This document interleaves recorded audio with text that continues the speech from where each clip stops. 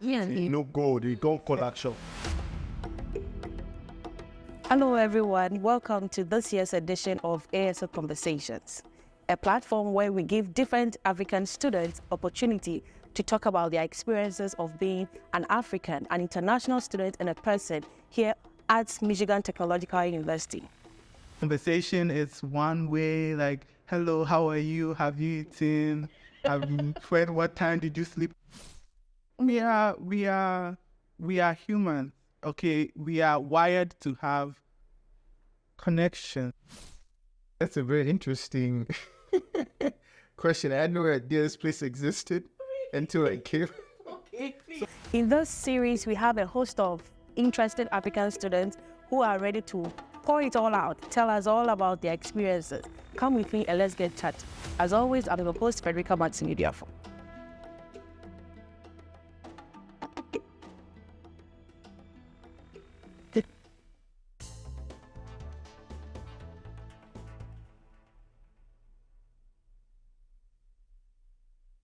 Hello, good people. Welcome to another episode of our conversations with African students studying at Michigan Technological University. On this platform, we take time to dissect their experiences, real life stories, challenges that they go through in their journey as students living in a foreign land.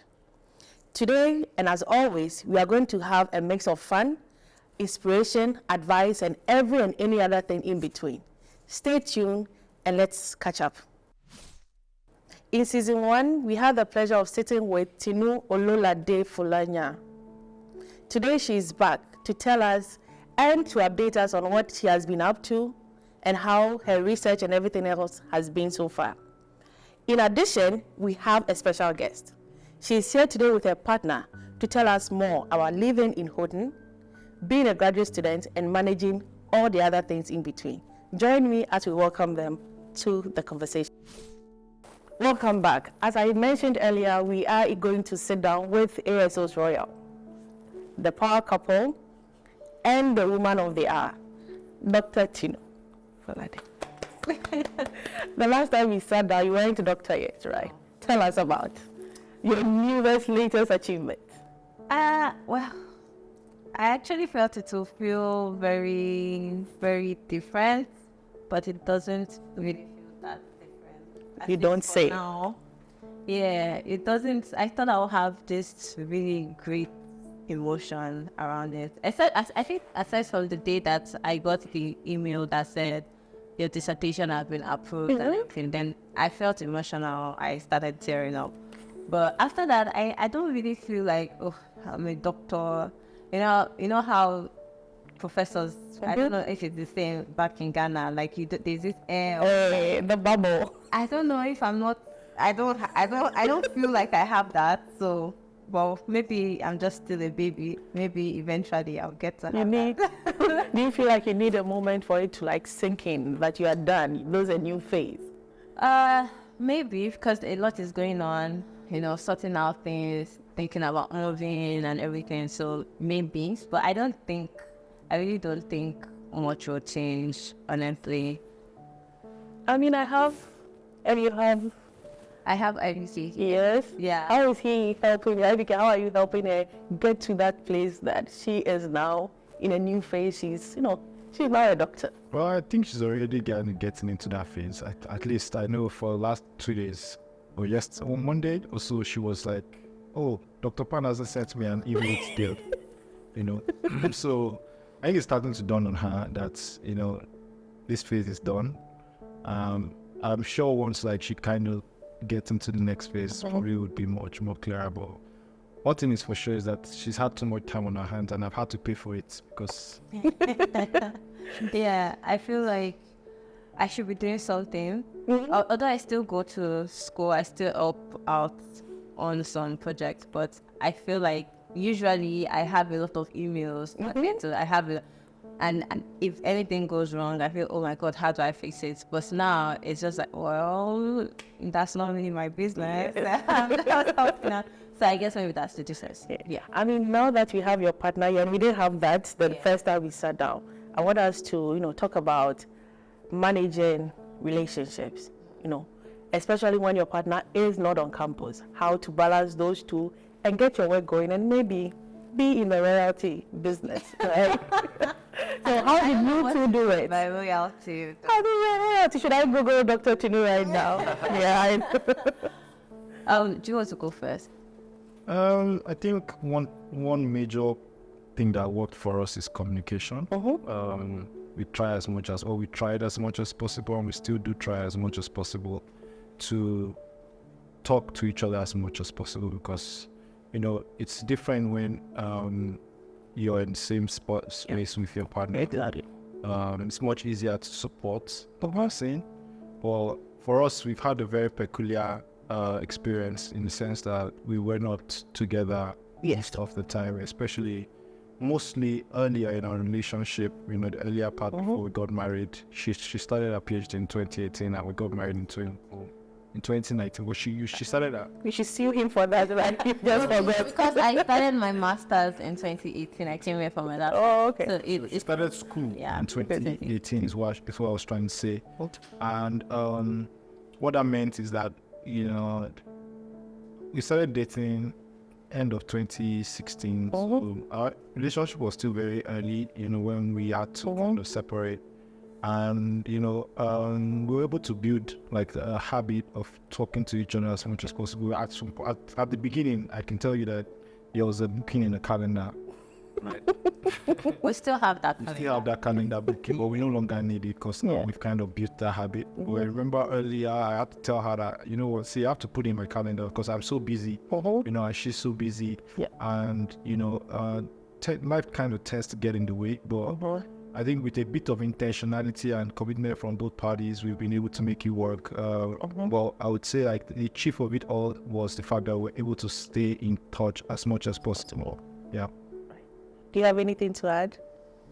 I think I already said it last time that it's very important for both parties to be on the same page. To start with, if one person is trying to achieve this goal and the other person is like, I don't know why you want to do it, there's definitely going to be, you'll have issues. But if both parties are on the same page, then I guess both parties will be willing to make that sacrifice. Our relationship so far has been a lot of sacrifices, and because my program is here, I work in the lab, I can't really do remote working. I was kind of like the focal point, like the point that is just stationary. And he did more of the, trying to figure out how his life and his lifestyle will work with making sure that we at least get to see, more often every year. We challenge ourselves to see ourselves more often than the previous year, especially since 2020. 2020 was crazy. But yeah, he's made a lot of sacrifices, and from quitting his job so it's not easy at all. So if he wasn't a key player and also passionate about me doing this, then like those sacrifices, he will make them, and who knows where we'll be right now. Yeah. I mean, it's interesting that you're saying, but yesterday we had a different person come to the, to the seat, Kobna, and we were talking about managing and whether it even works, long distance relationship when you are in this program. But from what you are saying, it's as if it can work. Are you in the let's do this, it can work group, or don't try it? Long distance relationship, as you are in the program, I know it definitely can work if it's difficult though, and it might not be easy to work it out if one person doesn't really know how it is. So I think because he's been here a few times, so he knows. Wait, if I'm wrong, if I'm saying something contrary, please correct me. But I think maybe because he's been here a few times, so even when he's here, he knows how I go to school, how it can get tedious, or when we're on the phone and I'm complaining and I'm saying, oh, I have to do this, I have to go to the lab. I think that makes it quite clear that if someone is not reachable or giving you 100% at a particular time. It's not that the person is avoiding you. So, like I said, it's doable, but both parties have to be very understanding. And honestly, me too, because sometimes I'm like, I've been busy all through the week. I finally have some time during the weekend. Where is this boy? Why is he not picking up my phone calls? Shouldn't he drop everything for me because I finally have to? So I think it's doable, but it's not easy. It's not easy. So do you suggest, I mean, it feels like both partners have to be, evenly yoked, right? What do you think? Again, I think the idea that a distant relationship cannot work is circumstantial. Okay. At best, mostly because, and again, I don't believe in unequal roles in a relationship, or especially in a marriage. I'm a feminist. I think to a large extent that contributed to our success, because for me, if the roles were flipped, a woman would drop everything and support her husband. Right? Exactly. But in our case, she's the one, pursuing this big dream. If I had a big dream, she would do all that it takes. In most cases, drop stuff that's really important to her to support my dream. So why can't I do the same for her? And I think that goes the same for anyone else who unfortunately finds themselves in a distant relationship. Is that the same philosophy or policies apply? Is that there should never be a one side in a relationship where one partner is giving more than the other. Of course, there are circumstances when, in that moment, the requirement is for one person to step up and one person to, because one person probably can't step up. But whenever, at whatever point, it's important to kind of create that balance. Okay. That if you find yourself in a distant relationship, if you truly love that person, you'll be willing to do all that it takes to make that relationship work. I've met some people who are in distant relationships. Tinu, stop looking at me. Oh, okay. Okay. Intently looking at you. Okay, sorry. Yeah. So if two people are in a relationship and one person is both parties, no one is willing to kind of step out of their comfort zone to make that relationship work. The reality is that relationship won't work. Even whether or not that relationship is a distant relationship. Okay. Even if it's not a distant relationship, when one partner is not willing to step out of that comfort zone to kind of be there for the other person, and then vice versa, likelihood is that relationship would fail, or both the parties are lying to themselves. So I think the same applies whether it's a distant relationship or it's a non-distant relationship. I think what matters the most is that both parties are willing to give their all to that relationship. And when they do, everything works out. And it did work out, right? In hotel is harder too. It's very far. It's far. Yeah. You can't just pick a cab. I should do a spreadsheet of my travel costs. You should, right? And see what that comes up to. You should. And it did pay off, right? Let's talk about that lovely speech that you gave. Oh. So when you had the call and you were to do this thing, what was your first thought? What ran through your mind? What was the thought process to that moment where you had and gave us that? When they selected me? Yes, and having to plan. Tell the story. Tell us the story. I think they sent a couple of people emails saying that they would like for us to, submit something to give the speech. And I was like, oh, well, this might be cool, but I honestly did not feel like I would be the one to get selected. But I just said, meh, because I've seen this, I should try to submit something. And I submitted on the last day. Okay. I wasn't feeling fine that weekend. Yeah. So I just sent it in like 5 minutes to the deadline. And I just sent an email saying, I'm not feeling too good, but I really, really wanted to submit it, and this actually made me think a lot more about my Michigan Tech experience. And then my speech was shortlisted, and then we had to actually read it out in front of a panel. So we're 3 that were shortlisted, and I was so nervous. I have no idea what I was shaky. Like, I give presentations at conferences, I facilitate meetings.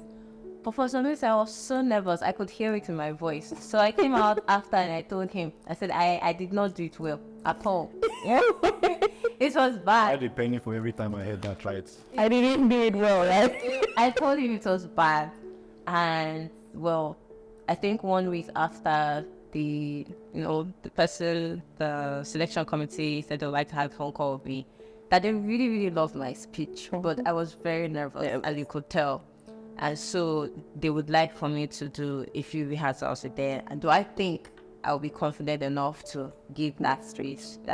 And in retrospect, I think just because I could see the other people there and it seemed like it was a competition, I think that was what made me nervous. And then right before that, I kept on. So the lady said I should try and, memorize it. I thought it was a thing, like I figured I could just read out my speech, but she said try to. So I mean, if you notice, I didn't really look. Yeah. So I I had it, and then every time. So my first draft, I read it to him. We cut that speech has been cut several times. The one we heard? Yes. It was like, because we had to keep it within 5 minutes. The first, I think it was almost 10 minutes, the first draft, and then we had to keep, cutting. The first draft was full of a lot of errors. I see. Just pointing that out. No. A lot of grammatical errors. She can't really speak good English. It's nerves, it's good nerves, it's good Wow. So it was just very long. Look.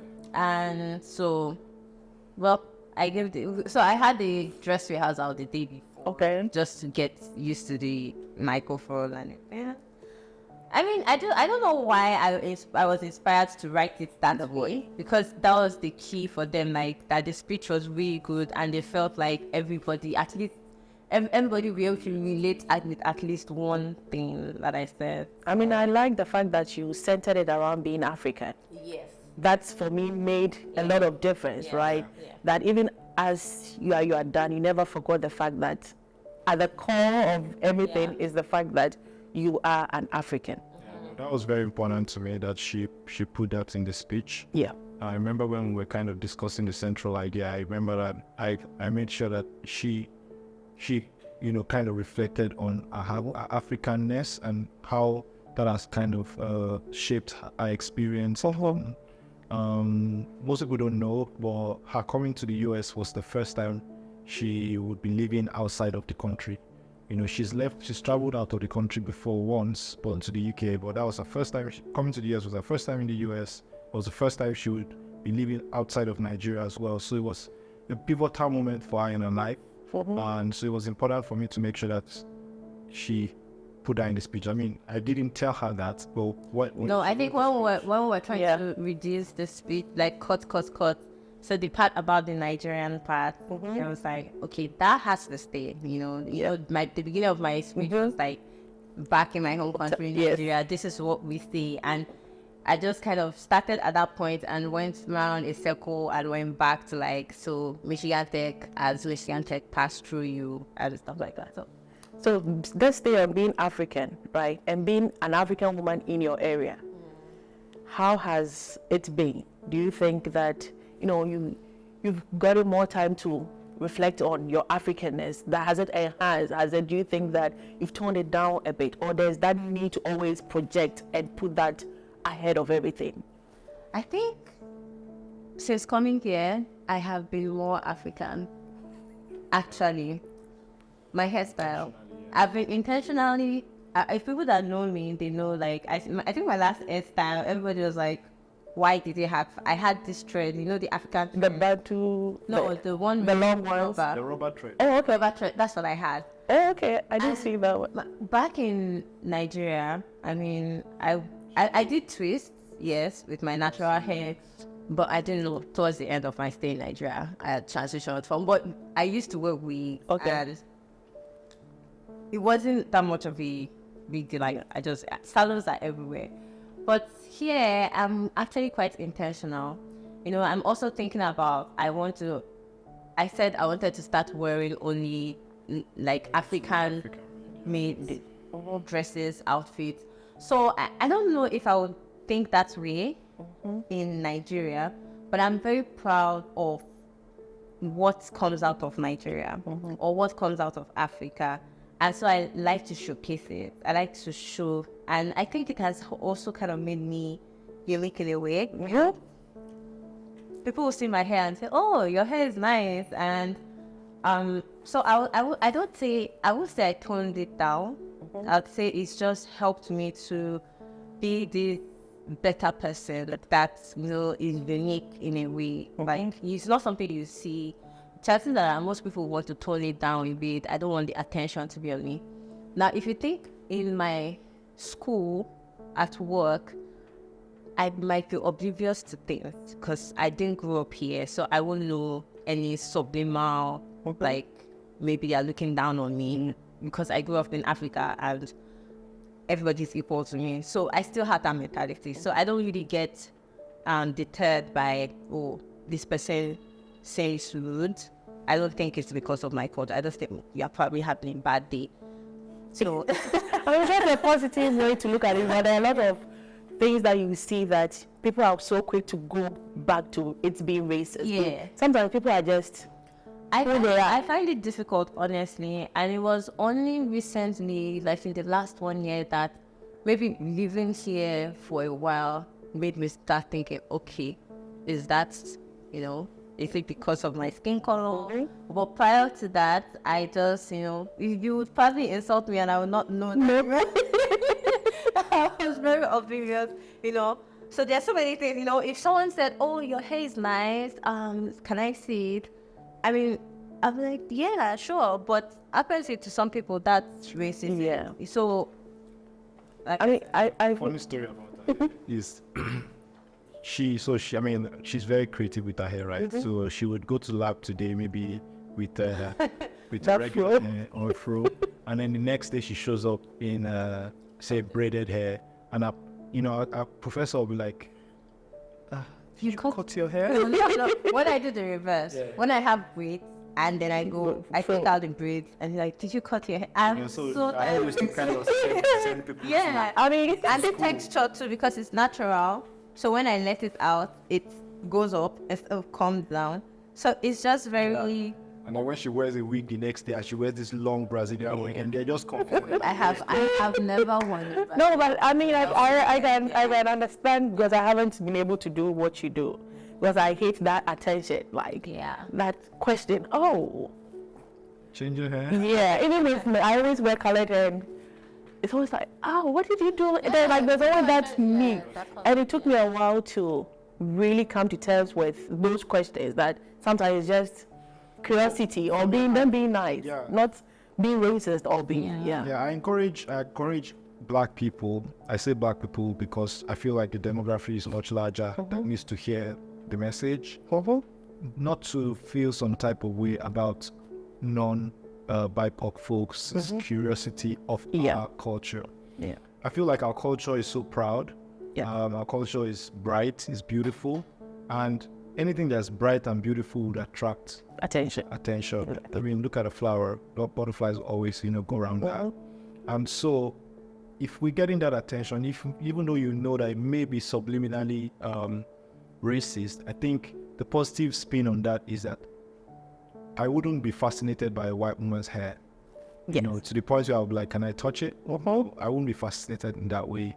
I wouldn't be fascinated by their outfit or their culture in any way. I'm not fascinated by anything. But that mine is fascinating for me is actually Something to be proud of. To be very, very proud of. And so if someone who is not from my heritage sees me doing something that's my culture and they want to be a part of that, as long as they're not taking it and making it their own in a way that it's, kind of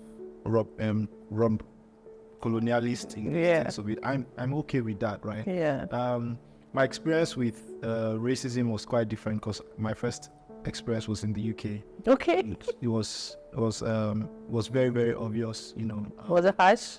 Oh yes, I lived in the north of the UK, which is very, very white. Okay. Like London, because the colder you get, the less you find black people.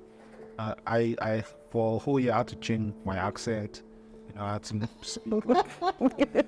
yeah, Try to mimic. kind of change myself. And so having that experience, thankfully I moved back to Nigeria, and so that kind of reawakened the Nigerianness in me. And so by the time I was going to be leaving Nigeria again, I made up my mind that I wasn't going to fall into that trap. And so I remember I would always wear my native outfits. I brought a lot of like my Nigerian clothes. I'll wear it, and I'll wear it with pride. I'll wear it to the office. I'll wear it, anywhere. And I would find that people like that, and even down to these days, I pay very, very close attention when I'm at work to make sure I sound very Nigerian. Very Nigerian. I use my Nigerian, the intonations like Abi. I use it when I'm speaking to my colleagues, Yeah. even though I know they don't know what I'm saying, but I do that mostly because I don't want them to feel like You're trying to be them. like them. Yeah. And I think, Tinu, you've done really well. You've not had any change in accent. You speak, and right off the bat, you can tell where you are coming from. Oh, that's you don't come to sounding like a Nigerian. No. So I He was saying I have an accent, and I said I don't have any accent. I do not have an accent.